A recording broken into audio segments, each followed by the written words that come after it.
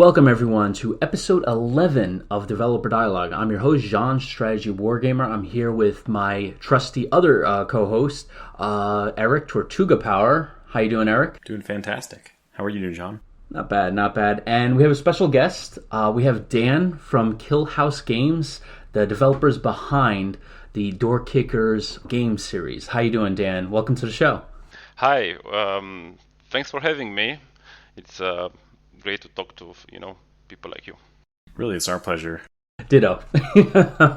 So let's just get right into it because I have a whole slew of questions, and I'm usually the one that kind of constantly keeps asking questions and making these things go on forever. So I'm gonna try to limit my questions. So generally, the first question I usually ask a developer, because this is one of the questions I'm most interested in. What inspired you to start making strategy games? What was kind of the game that kind of just made you kind of really interested to kind of dive into the industry and start making games yourself? Well, to be honest, I've always been a gamer, but I didn't think about becoming a game developer. Back in the day, I've been working on this for a while now. So it was an accident. I was actually a student, and I was studying aerospace engineering. Oh, wow. I was also working as a part-time games journalist for a local magazine, which I helped, get started. Oh, wow. It was owned by a friend of mine, yeah. And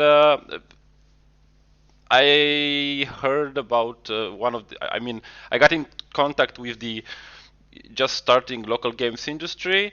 One of my friends went there, got a job, and 1 year later I also thought about it would be an interesting change instead of writing about what other people are doing as games. Let's try this. And when I got there, it was a nice, let's say, coincidence that they were working on a tactical shooter, which I enjoyed a lot. Back in the day, I was playing a lot of Rainbow Six or Hidden and Dangerous, if you know that one. I think maybe even SWAT 3. I don't know if it was already out. So I was considered kind of an authority in the local magazines about these kind of games, and also flight simulations, serious games. And they were grooming me to become a game designer, which I didn't really know what it was, but I proved not to be completely, out of my element when working on such a game. And then some years later, I heard they were doing Silent Hunter at Ubisoft, and I just had to be there because, again, I was really very much into simulations, mostly flight simulations, but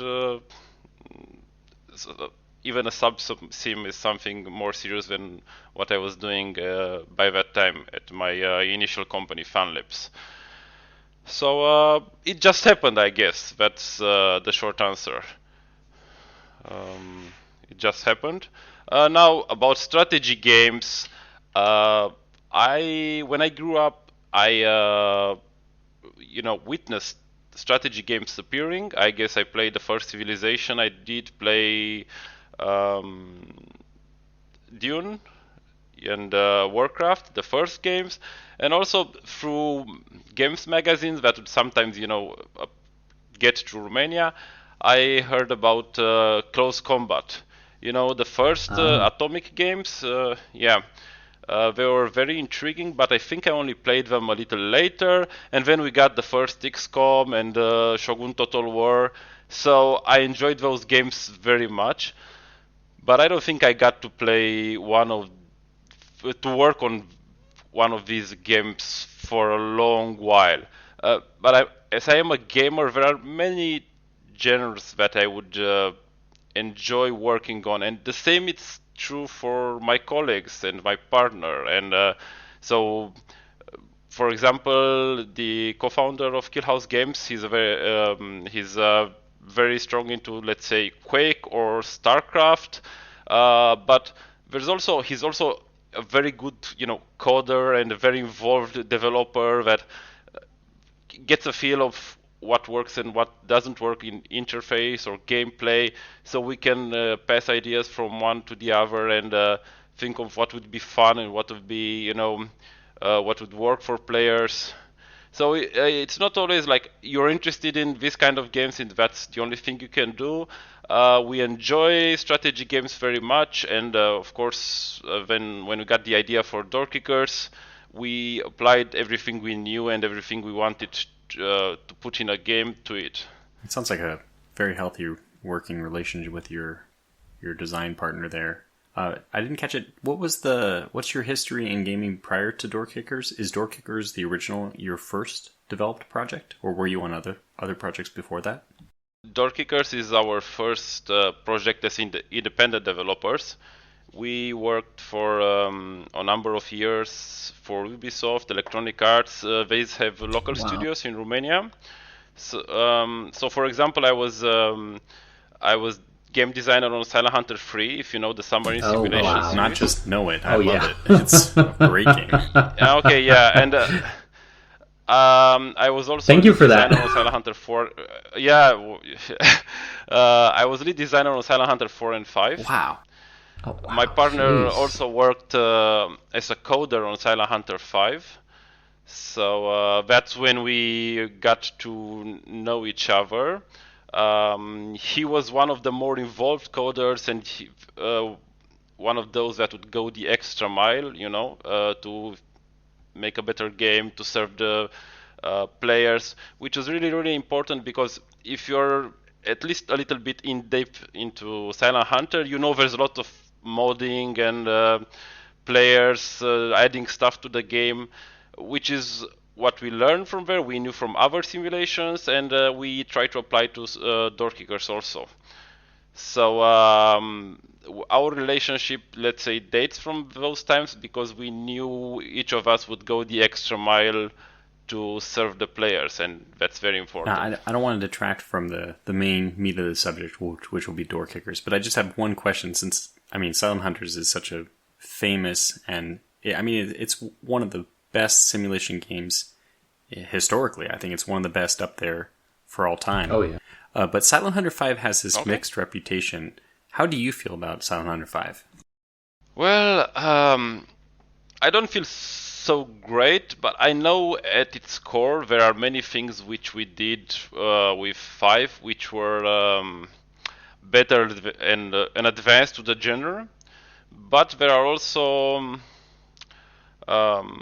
issues or things we should have done better.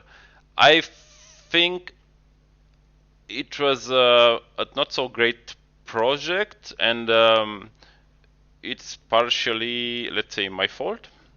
I was lead designer, and let's just say we didn't have all the resources that we needed for all the ambitions that we wanted to put in the game, because 5 was supposed to be, a big next step, as opposed to Silent Hunter 4, which was more or less, Silent Hunter 3 with some things ironed out and applied to the specific theaters, and things changed that would make sense for the specifics of that war.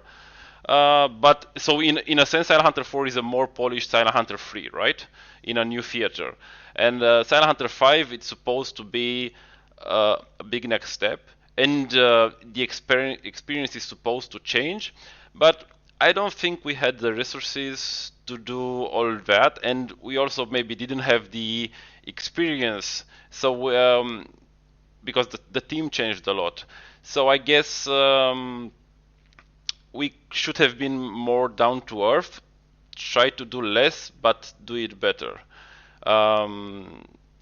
You can see, for example, if you play Silent Hunter 5, it's when you attack a ship and you can use the weapons officer to identify the ship, to discuss the specific layout of the ship to identify it. It's meant to be a different experience from Silent Hunter 3. It's meant to involve the characters a little more, to simulate the experience of being a captain. There's also the strategic part, which with objectives, it's supposed to be a little bit different. But let's just say maybe it got halfway there. Well, thanks for answering that. It's so fascinating. I hadn't connected that you were the lead designer on these 700 projects, which, like I said, they're very well known. But yeah, but then so you moved on to Doorkickers 1, which now when did that release? It's been probably what, 6 years?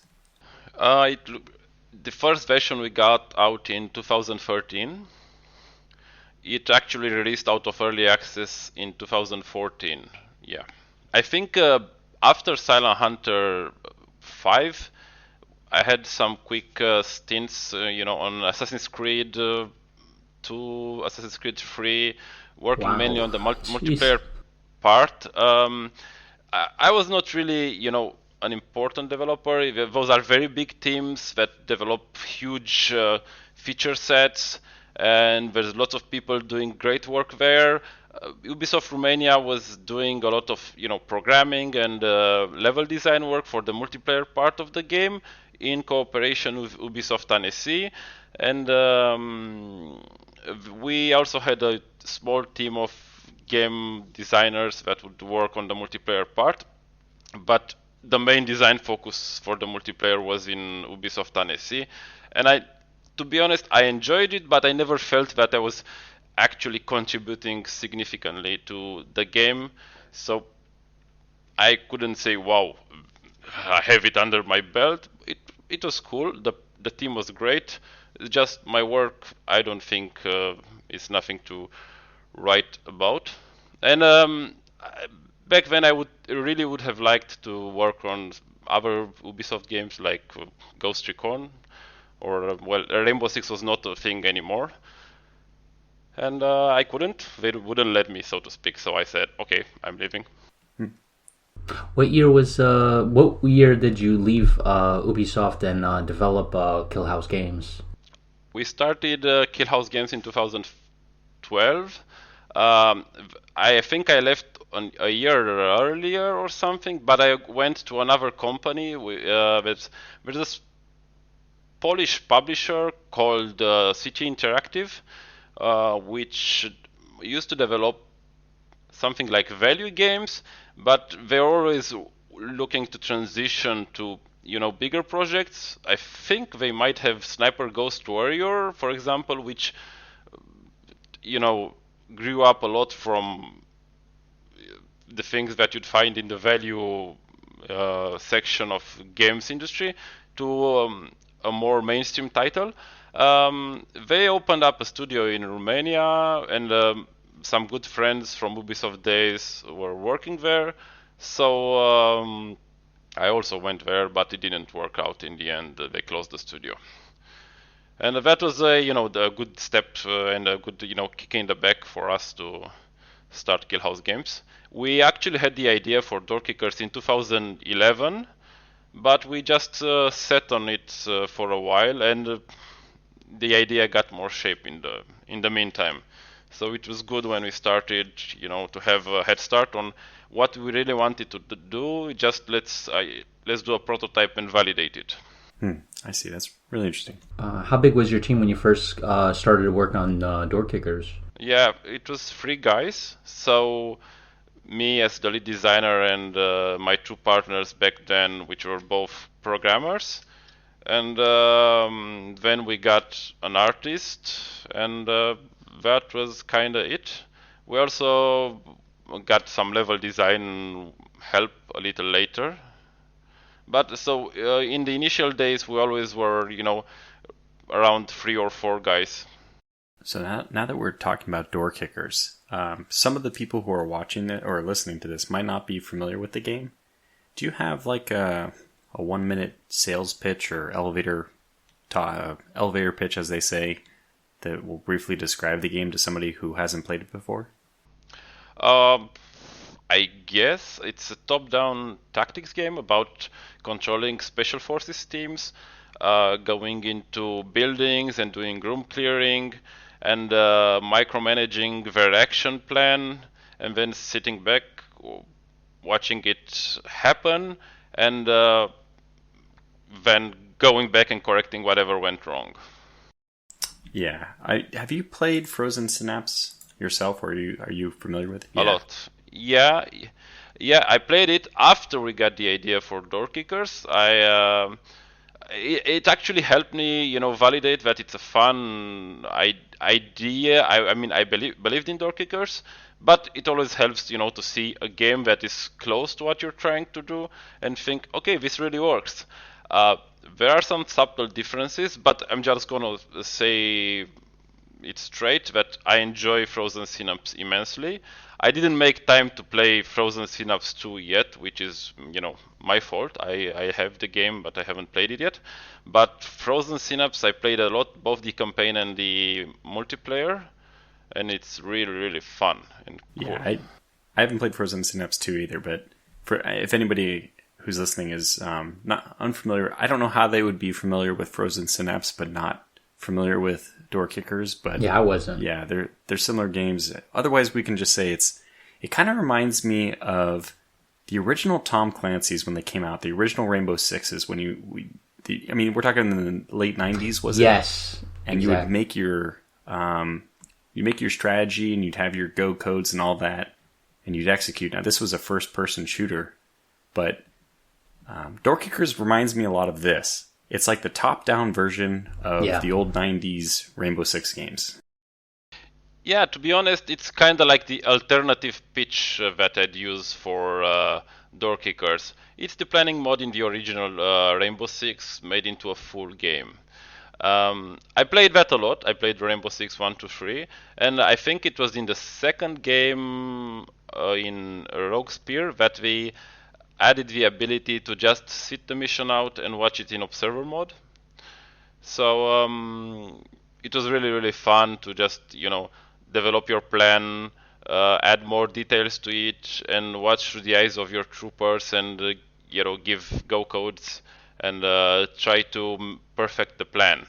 So when we started the Doorkickers, we were actually working on a finger drawing game in our, let's say, spare time, thinking about I remember this was 2011, and I think back then the way forward as indie, at least what we perceived, was mostly to go maybe for iPhone games. So I was playing a game called Flight Control, I think. Yeah, Flight Control, which is a finger drawing game about leading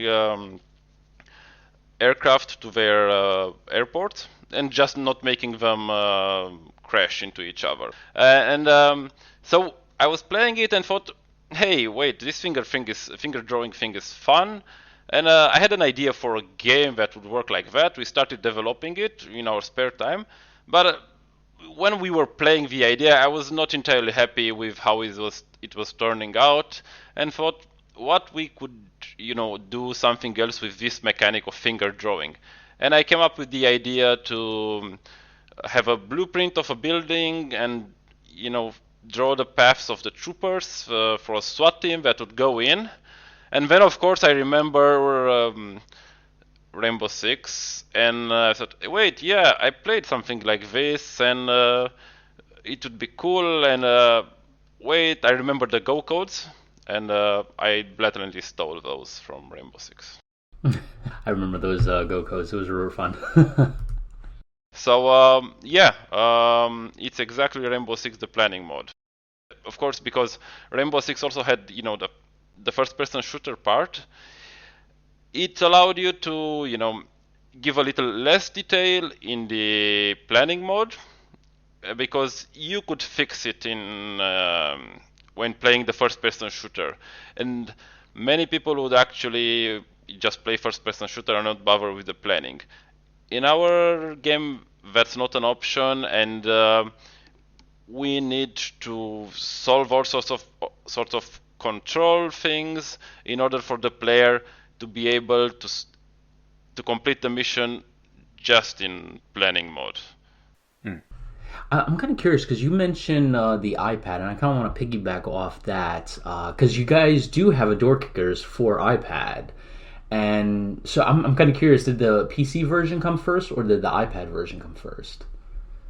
The PC version came first. So again, the finger drawing thing was in 2011, but we just got the idea. We didn't actually implement it back then. We sat on it, and in the meantime, the way the indie scene exploded on Steam, we realized it will be easier to do one of these games, to do this game on PC. We were actually mainly PC gamers, so it was a more familiar market and control method for us.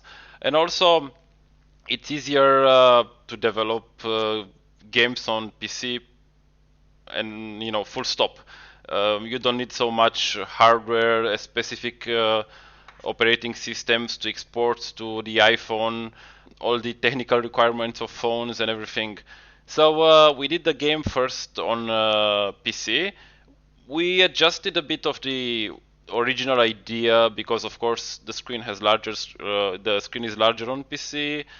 You can see more stuff, but the core principle remained the same. Also, we realized pretty early that we have to do something like an early access, in development access version of our game, which was not really possible on iPhone. On PC, it was becoming something that people accepted, and because we were just starting and we didn't have any sort of publisher backing, lots of funds to support us, investors, we released the first version after something like 6 months, and we supported ourselves with the money that we got from people buying the in-development version of the game. So this was in 2013 when we released the first version of the game, and then in 2014 the game was out of early access, and 1 year later we started releasing on mobiles. So that came much later, and even though the core concept of the game was the same, the interface needed adjusted a little bit. There are lots of little details that even though they superficially look the same, you realize when you're plotting on a tablet in touch controls that you need to have the controls a little wider spaced or closer spaced because it's not comfortable to use them otherwise. You need to have buttons somewhere considering how the player holds the tablet and everything. So the game is the same, but the PC version is optimized for the way you play on the PC. The tablet version is optimized for the way you hold and play on the tablet or on the phone. Yeah, and I should say this game does not play like a tablet port at all. It's very comfortable to play on PC, and it's very innovative. I mean, the whole idea of just dragging your mouse, it's kind of like as you said, you're just drawing with your mouse the plan, and then they execute it. And you mentioned earlier about planning and how you used to do the planning all the way through, and in Rainbow Six. It's really nice that you can choose between kind of a turn-based approach where you can pause at any time and consider things, or I know a lot of people who will just play the whole mission through in real time, and you can just pivot your troop. It almost becomes like a top-down action game at that point. Yeah, my partner actually plays mostly in real time. I play mostly in quick bursts of planning. And I also enjoy the full plan experience, which some people enjoy a lot. But I don't always have time for that, and I'm always too much. I always think, no plan really survives, contact with the enemy. So let's just go the first part and see what happens next. So, but we indeed have to consider all sorts of players. So that's why there are many things and many options in the way you play the game, and except, of course, you cannot play it as Hotline Miami, a top-down shooter. No, one character only. That's still not possible. Well, the Elder Von Moltke would be happy with that reference. Yeah, it's true. No plan survives contact with the enemy. So since you did Doorkickers on iPhone and iPad, I'm kind of curious, do you have any interest of doing that with Doorkickers 2, Task Force North? We definitely want. Sure, and people ask us for it a lot. I mean, from when we released the first version, people are bugging us. Hey, iPhone version when? Android version when? There's lots of players. I mean, hundreds of thousands of players on those platforms for Doorkickers. We'll surely do it. I mean, of course, it still has to be proven, that the new engine and everything runs there, but I don't have any real doubts about it. It's just that for an in-development game in early access business model, it's harder to. I don't think it's even accepted on, let's say, iPhones. So that's a problem. And also, the thing is, when you are in early access, you kind of release a version every month, or even more often than that. You have to correct some bugs or technological issues, and the fewer version you need to actually export to for each time you do a new update, the better it is. So that's why Doorkickers 1, for example, it's available on GOG, it's available as a Linux or Mac version. It's available on phones. So if we are to release an update for Doorkickers 1, we'd kind of have to release for all those platforms, which is okay if you do it, like twice a year, but if you do it every month, it's too much work and it takes away from your development time. Especially since we are a small team and we don't have a developer just for version control and for exporting. So yeah, we'll do tablets and everything, but after the game is full and complete. And with your early access, so right now Doorkickers 2 is in early access. Obviously Doorkickers 1 is fully out and people can play it in the release version. But with Doorkickers 2, so one difference I noticed, for example, was there's no campaign yet, or maybe ever, in Doorkickers 2. So what's your development plan going forward with the sequel here? Do you already have features lined out that you plan to add, or are you mostly working on bug stopping? How's the early access look for Doorkickers 2? Oh, we definitely have like a feature list, though sometimes it's adapted depending on player impact, player request. We play the game every day a lot while developing, and sometimes you get a feel that, hey, we really should do that idea that we thought we're not gonna do, or I don't think this will work out, or maybe it's not as important, so let's leave it to later. Okay. So for example, right now my partner was showing me yesterday that he finally was actually re-adding planning through breached walls. So if you played the game, you know that one of the things we added in Doorkickers 2 is the possibility to breach walls and come into a structure from a different direction than, let's say, the enemy is expecting. The only issue is that you cannot forward plan through the breached wall. For a door, you can plan to put a charge on it, and then what you will do afterwards. One trooper goes left, the other goes right, and so on, and you can plan through the whole structure.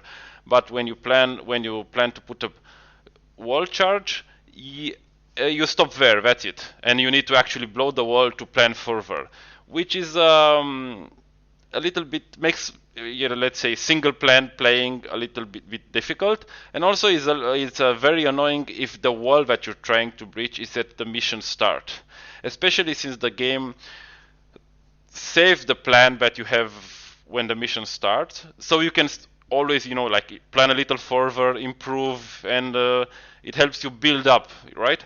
But we had that working, but we disabled it for release because there were lots of associated issues. I could go into detail, but it might be boring. So we had it working yesterday again, so we're probably gonna release it in the next version. You could call this a new feature, or you could call it like a bug fix, because people have been asking for it, or signaling it as a bug. Oh, you cannot plan through a wall breach. This is an issue. Anyway, it will probably going to be fixed in the next version, but we always try to add more stuff, not just fix things that are not working or not working yet. So for example, we're gonna add, let's say, body armor options for the player, maybe fix some things or add more features which are related to body armor in the damage engine, or a little more content like 9mm ammo options for pistols and SMGs, which are not just okay, more fluff there, because for example, one of the options will actually trade a little bit of range for stopping power, but also uh, ch- change your Beretta from a supersonic silenced weapon to a subsonic silenced weapon, which means a lot in game terms on how stealthy you are with that weapon. So this is one thing. We're also releasing probably in the next version the updated random mission generator, and there are some details there. It's basically like 3 times more complex than the stuff that it can release. Also handcrafted mission and everything, but there are also more, new pages that we open, and I'm not sure which of these will be in the next version. But for example, at some point we will add units that can go undercover, like in civilian clothes, and Oh wow. sneak around the level. Yeah, or units that can go Black Ops style. So they would be when they are close, enemies recognize who they are, but from the distance, if they are not in combat, they can still, be confused for locals.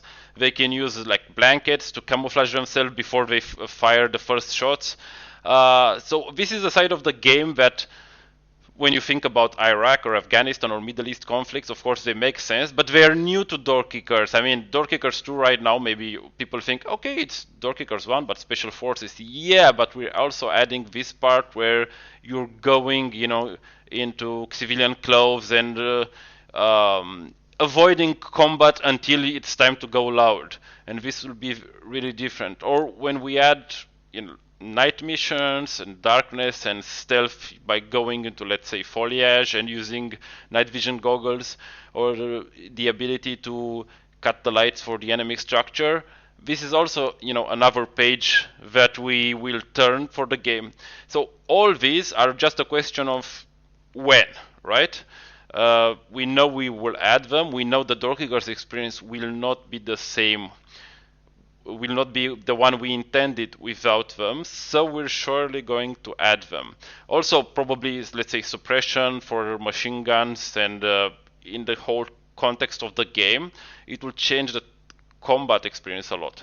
But then there are still some, let's say, unknowns, like, okay, how exactly campaigns will work, because of course we have some plans, we have some ideas and some designs, but we really want to focus on the tactical part of the game first.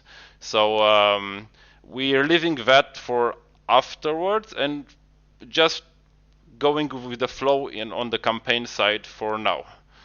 Okay. Wow. That's really really exciting. A lot of the things that you suggested I wouldn't have ever thought of. Yeah, and for example, when we started the game and thought, okay, we're gonna add suppressed weapons and night vision goggles and going into the darkness, and we knew we wanted to do that. But for example, we never really thought that we should add, let's say, stealth kills with cutting throats and everything, because in real life they don't really happen. And now that we're playing with it, always when playing you want to do cooler stuff, so now we're kind of leaning that this will also be an option, maybe not the best option, but if you don't have a suppressed weapon, you can always try to, cut the throat of the enemy if you get to him without being detected. So that's also something that we came upon by, playing the game and thinking, yeah, this would be cool, but also because our players, of course, just want to have some cool fun and write to us, write on the forums and everything. And in the end, we say, okay, we didn't plan for this, but we should do it. Piggybacking off a couple of questions, you were mentioning the community, and I could see that the community is very important for you. While I was playing the game, the one thing that kept popping up in my mind was first the map editor. When I went into the map editor, I found it very easy to actually use. It seems very sophisticated, but very easy to use. One question that popped up in my head is, do you know how many fan-made scenarios were developed for Doorkickers 1? Because back in my head, I'm thinking a lot. I think so. On our Steam workshop, I think there's like 4,000 mods or something. Wow. But I cannot say out offhand how many of those are maps, of course, because there are also a lot of new weapons, new uniforms, style of mods. So let me see if Steam has any sort of sorting feature for the workshop. I think it does. So Steam says there are 3,714 levels. Yeah. Wow. I think it would take a lifetime to get through those. Yeah. And to be honest, there are some of those which look absolutely amazing. That's one thing I loved about when I was playing the game was that the replayability, the value that you get for it is after you finish like all the scenarios that you guys handmade, right? You can go into the community section and download, like you were saying, over 3,700, and that's for the first game. I can only imagine how many are going to come up with the second game. Yeah, I think there are already 50 or 100 custom levels for Doorkickers 2. So if you go into the Steam section on this discussion, there's a link there. We haven't enabled the workshop yet because the game is in early access. Mods tend to become outdated pretty soon, and which could lead to crashes and everything, and both players and modders would become annoyed with that. But they can't resist it, so they opened a special section on our Discord where they share custom missions, and some of those are very, very cool. And we're actually in contact with them because sometimes we need to add stuff that would support them better. We also are adding objects which we have no real plan to use in our game, but they would be useful for modders, for just to create for their scenarios. So this is really, really cool. And yeah, we learned that by working on Silent Hunter, or to be honest, I think even when I got to work on Silent Hunter, being a flight simmer, I knew how important mods were, but Silent Hunter really drove that point home. And we really want to make a game, and we always want to make games that people will play and enjoy 10 years from now. And they can have their own content, or our content is not expired. There's replayability to it. There are new ways to enjoy it. You can, play without feeling bored about it. And yeah, if player content is still there, new player content is there, that's the best way. And even this month I went back to subsim.com and was reading the forums a bit about Silent Hunter 3, 4 and 5, and it's amazing the discussions we're having there, and especially that's the point, the mods about Silent Hunter 3. I mean, if you just go there and ask, okay, what should I download for Silent Hunter 3?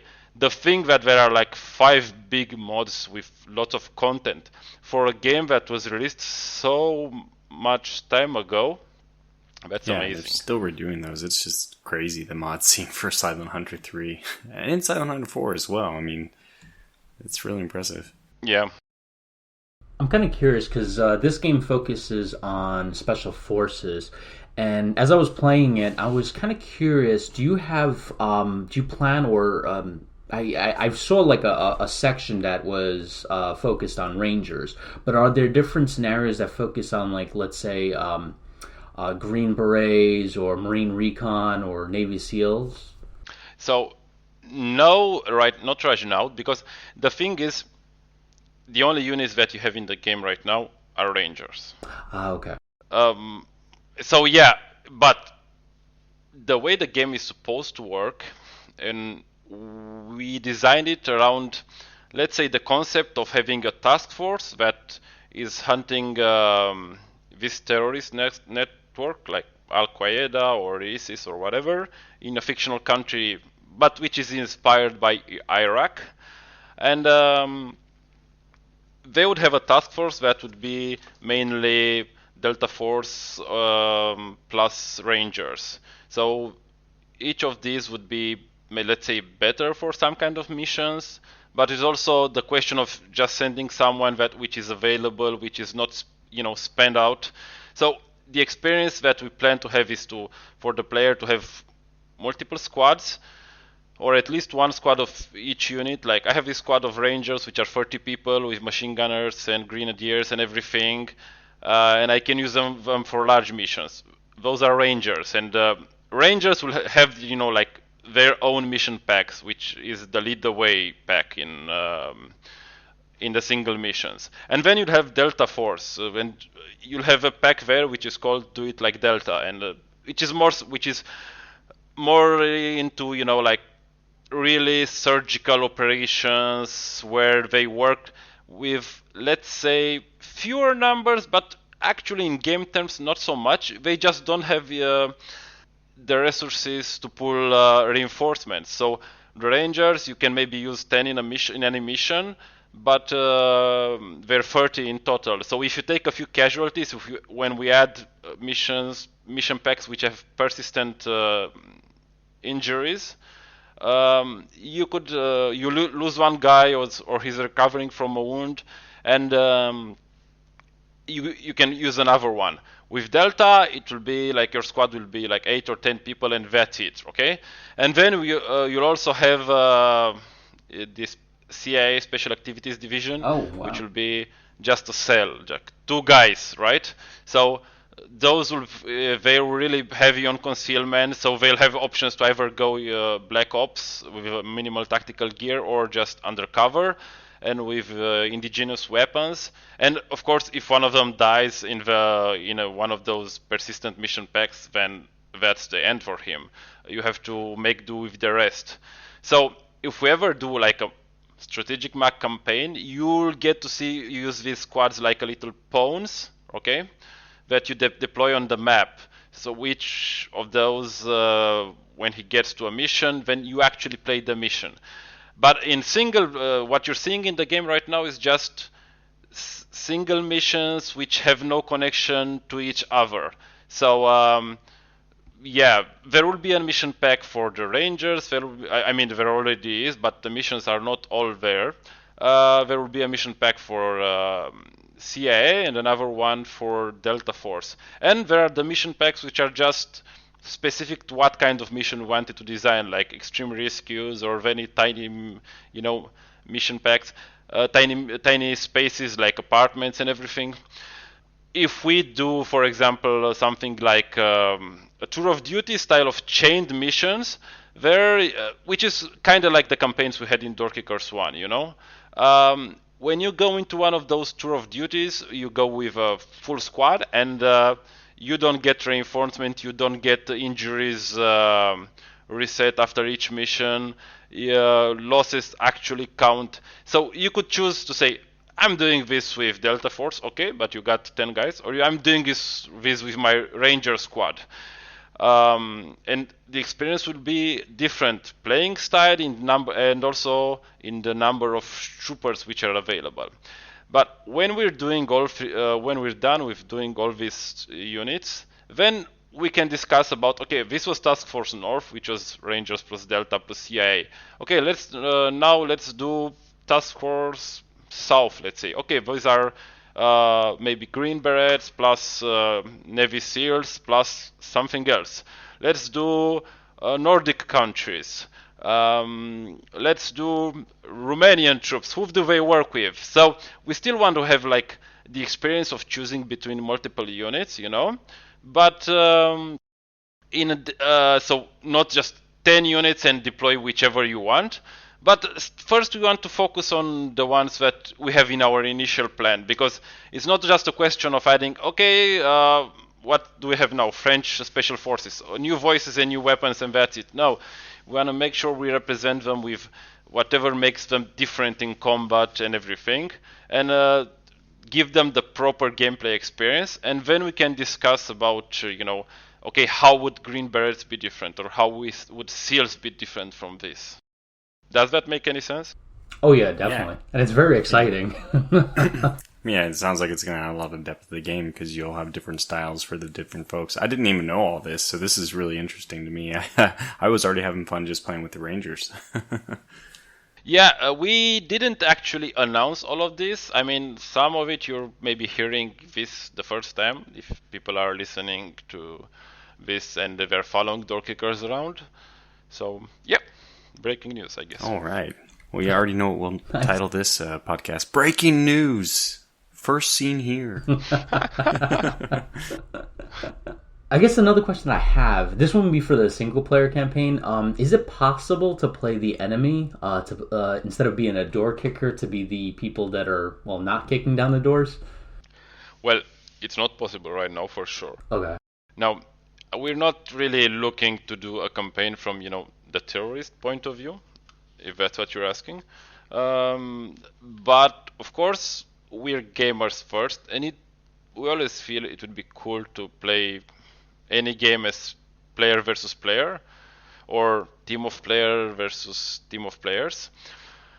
So I guess from that point of view, we'll probably do playing as the terrorist, but first we're focusing on the single player and co-op experience, because there's a big what if and how to do it about, a game that is so strong on planning and being able to pause at will, and how would that work when you're playing against someone else. What happens if you play co-op right now? There's even an option to disable the pause, because if you're playing with a stranger and maybe not using voice comms, it can be really, really disruptive when somebody pauses the game for you. So this is an issue that we're actively working to solve and to make it a not so disruptive experience. But for PvP, when you're actually fighting against the other guy, it can be even more annoying. So we have to be really, really careful and dedicate a lot of time to that. So we think PvP will wait a little bit. We have some ideas on maybe how to make an interesting experience about that. But we also don't think, it's the core of the game. Especially since, to be honest, our public, it's, slightly older people, mostly people that are not so keen about, kicking asses on the internet and, boning noobs and everything. They enjoy so much more the experience of taking their time, planning 5 minutes at a time, perfecting this, a more cerebral experience, and maybe doing that with the friend, but not competing against them. Yeah. So that's where the focus of the game is. That's been the appeal for the game for me. And I haven't done co-op with other people, but I think it's kind of fun to talk about your plans with a friend. If you have someone else who's playing it, you talk, oh, did you go through that window? No, I went through that door. So I can see how a community can build around this. It's fun to share your different ideas. Also, Dan, I am actually going to have to step off the interview now, so I'll let Jean continue. But thank you so much for your time. This was really a treat. Yeah, thank you too. Have a good night. Okay, thanks. I'm actually just have a few questions left. So one question that I had was, since you mentioned the engine a few times, I'm kind of curious, is this a custom-built engine that you guys utilize, or is it based on like Unity or Unreal? No, it's our own engine. We are very heavy into developing our own engines, apparently. When we finished with Doorkickers 1 and started planning for what we do next, we actually researched a bit into Unity and Unreal Engine, and we developed like a very simple prototype of Doorkickers 2 in Unreal, mostly to validate top-down graphics. I mean, the big thing we wanted to do initially, we were sure we wanted to do, was to go for 3D graphics, because while keeping the top-down experience, the 3D graphics are not just, we want the game to look better. We are not looking to develop a first-person shooter. We don't have any sort of intention with that, and it will actually be very difficult on one hand, because we had to do lots of compromises and adjustment to make the game understandable from the top-down view. And if you would put the camera in the eyes of the characters, it wouldn't really work as you would expect for a first-person shooter. But we don't just want to make a game that looks flashy. We want it to be really, really understandable, and for the tactical picture of the game to be clear immediately, for the player to understand what his options are, what obstacles he has, where the enemies are, where his players are. Of course, given the constraints of the fog of war system and everything. So we did like a test in Unreal. But we also realized, okay, there are advantages of going that route, but there are also disadvantages, and we have more control, especially over our own stuff, from legal or resources point of view, if we go again for our own engine. Because Doorkickers 1 was also our own engine developed from scratch, and Doorkickers 2 is let's say, another engine, of course 3D and better and everything, again developed from scratch. So my partner Mihai, who's again his main specialty is coder. He's really strong. He has built a number of engines during his career, but he also worked with existing engines and all the companies that he passed through. So he has all sorts of experience and in this domain, and we chose therefore to go with our own engine. And in a way it's better because we can develop a tool like, for example, the mission editor that would be as streamlined and efficient as possible and better for players to use, and we can share it with players freely. And for example, when people are asking us, hey, I like to build maps in your game and I would like to export them so I can use them for my D&D sessions. To print them and play D&D or skirmish games with miniatures on them because they look great. And I guess we can just add an export to PNG button to that, and that's it. I'm not saying it will happen tomorrow. I'm not saying it's necessarily easy because it's always a development time. But it's something we can do. There's no paperwork to do about it. Ask permission from somewhere. If we also want to release the source code or part of the source code for modders to work on, again, we can do it. It's no problem. Oh wow! So we have that luxury, of doing just that. Wow, that's exciting. And I guess my last question that I have is, so going forward, right? So you focused Doorkickers 1 on police, SWAT, and then Doorkickers 2 on special forces. I'm kind of curious. You don't have to, mention anything, but I'm just kind of curious. What would be like the next playground for, like, let's say your next title would be like Doorkickers in space or something? I really wouldn't want to do another Doorkickers, at least for now. To be honest, if you are a developer that I would give an advice, and advice is cheap to give, but not necessarily true or helpful. But I would tell you, don't do a second version of your game immediately after the first one, because you'll be burned out and ideas and everything. So it's not good to do that, and partly because of that it took us so long to actually release Doorkickers 2. So learning finally from that experience, I really wouldn't want to do another Doorkickers. Plus, to be honest, I'm amazed that there are not more developers which are doing games like Doorkickers. There are just games which are superficially maybe like Doorkickers, but actually turn-based strategy games like XCOM, or at best something like Frozen Synapse, Breach and Clear, something like that. That's it. So we have other ideas. I mean, we are not, I hope so, one-trick pony. I would really, really want to do something with fighters, jet fighters. Oh, wow. This is really what I feel about. Yeah. So I would really like to do something in that direction. But even if we were to keep on the ground, we have a pretty strong concept about still connected to special forces, and let's say special forces in Afghanistan, but a game that would play very differently and with bring something fresh to the table for us, and we hope also, I mean, we're pretty sure, also, for the market. So it will be an interesting experience for players.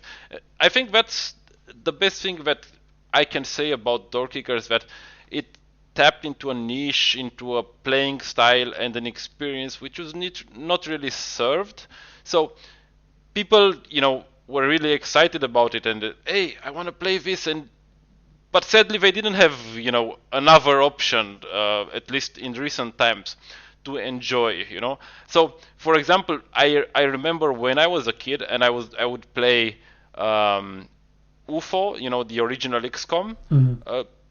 It was really, I mean, I enjoyed it a lot, played it for months, and I'll always play any XCOM that comes. But the kid in me really wanted to play something like Doorkickers, but didn't have something like that back then. So, of course, the games have advanced and there are more options right now. But the point is this, that we opened up a new way of, playing the special forces and tactical game idea for players, and they enjoy it. And now, hopefully, Doorkickers 2 will be, at the end, so full of content and of ideas and everything we put in it, that it doesn't really need another Doorkickers for a while. And we can focus on opening another door for players, something still, like a small game, but with a lot of content and new doors open for players. Yeah, that's very exciting. When I was playing the game, I was trying to think of any other game that was similar to this. I wasn't familiar with Frozen Synapse before this podcast, but the only thing that came up to my head was the original Rainbow Six. That was the only game that was similar, and that game was 20-something years ago, over 20-something years ago, I think. Yeah, I think so. I think 1994 or 1997, I'm not sure. There are now, for example, there is a game I'm gonna pitch now. It's called No Plan B, which is superficially quite similar to Doorkickers with SWAT teams and everything, but it does have its own personality, and which is cool. It's not, I don't think it's released yet, but I have a copy of it from the developer. We traded keys, so to speak. So this is really cool. And there are other games which are, let's say, tap in the same fantasy, but indeed do not play the same. People either do first-person shooters or mostly XCOM games. I guess that those are, tried and true. There's also Police Stories, if you know. It's a top-down SWAT, I'd say, yeah. But with it's got Hotline Miami like control, so you control one character with directly, and the second character, your body, can either be a co-op partner or you give orders to. But give just point orders like go there, aim this way, breach this door. So it's a, let's say, maybe a simpler experience of the door kicking, fantasy. It's very cool. I like it a lot. It's very hard for me, but I guess that can vary depending on your playing style. I can put Doorkickers and Police Stories one near the other, and they are different and similar just enough so that you can enjoy both of them. Yeah, I wasn't even familiar with it. Going through the Steam page until you just mentioned it. I was only familiar with Doorkickers, and it being on the iPad and the phone is just incredible because I have to watch my son a lot and the kids. So the only thing I really have throughout most of the day is my phone. And since Doorkickers is on iOS and I think on Android too, I could play throughout the day. So that's awesome. Yeah, I know. When we were kids, we used to not waste nights playing games like Syndicate or Ultima or Flight Sims or whatever. But we're not kids anymore. We don't have, we cannot just sleep over in the morning a little longer because we stayed up late. At least my kids wake me up in the morning and I have to cook, breakfast and take them to school or kindergarten or whatever, depending on the day. So that's a problem. and I also have work to do, no? Which I also, it's not just that I have work, I enjoy working on Doorkickers immensely and working as a game developer. It also means that I don't have so much time to play games for fun. I still try to do it. For example, I'm playing Desperados 3 right now, and it's wow, it's so great, it's amazing. And I learned from this, and from Doorkickers, we try to apply it to our own games, but we don't have so much time for playing. And if we can do a simple game that takes as little time as possible to get into, to get to starting a mission, to having fun, to having to putting your ideas into practice, that's great, and it works better for us, and it should work for players too. So I think lots of people relate to that and to your own experience. And the next step, of course, is to make it also available on portable platforms. It's even released. Doorkickers 1 just released on Nintendo Switch. Oh wow! Through a porting. Yeah, we had a porting partner approach us, and actually a porting and publishing partner, Cubic Games, and. They handled everything. They did, of course, the game already had a touch interface, so that was the Nintendo Switch has a touch screen. So part of the experience was natural, but they also developed a controller interface, and I tried it, and while it's of course not simple, it works, and I played it on the TV, and I was surprised. I was having fun there, So that's very cool. And yeah, I think games on the go shouldn't necessarily be time wasters. I mean, and that's something I feel very strongly about.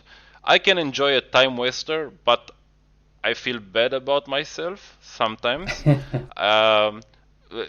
I play one of those games which are actually, are more meaty and are, I feel better about myself. Of course, I can also read a book or something, but it's not the same thing, So we're trying to make games that fulfill you a little bit, even though they come in bite-sized gameplays at some point.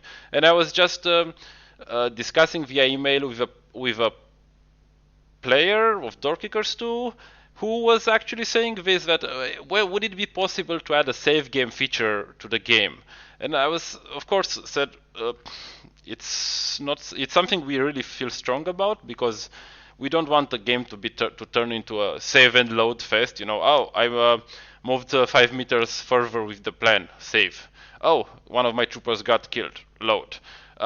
That's something we don't want to do. But I discussed with him what his intention, why did he need it, and of course he had the kids problem, and could only go like 5 or 10 minutes, go in the game, and then I have to go out, I have to do something else, and he couldn't actually tackle the larger missions because he didn't have time for those. So maybe we'll add something like a save and quit feature to support this kind of players, So okay, I'm leaving the mission now, and I'm coming back to it later. This is something that would be possible for us to do. Yeah, that's a great idea. I didn't even think of that, because there are times where, like, I could understand where, his position, because there are times where everything is nice and calm. The kids are watching TV or quiet, and then like 2 minutes later, it's it's kind of crazy. Yeah. Life with kids is very unpredictable. Yes, that's definite. I wouldn't trade it in for the world, but it is predictable. Yeah, I know. I cannot wait for the day when they just start playing Baldur's Gate 5 or something and sit there for 10 hours. And then, of course, I'll worry about too much screen time. Yeah, I totally agree with you. And those are all the questions that I have. Is there anything that I wanted to ask you? Is there anything that I've missed or that you want to add that we didn't cover? The thing is, Doorkickers 2 is available right now, and it's in early access. We encourage people to come over, try it, and support us. But of course, early access is not for everyone, but we feel that for an early access game, it's a very stable one and already full of content, and it can be a fun experience to join as early as possible, especially since, let's say, the game is a little cheaper during early access than it would be in a full release.